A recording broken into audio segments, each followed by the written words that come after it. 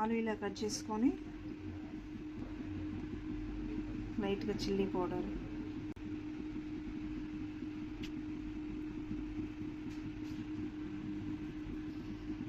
ధనియా పొడి,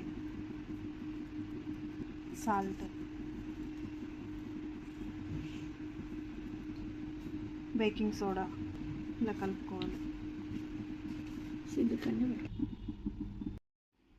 కొంచెం శనగపిండి, గోధుమ పిండి యాడ్ చేశాను, కొంచెం ఎగ్.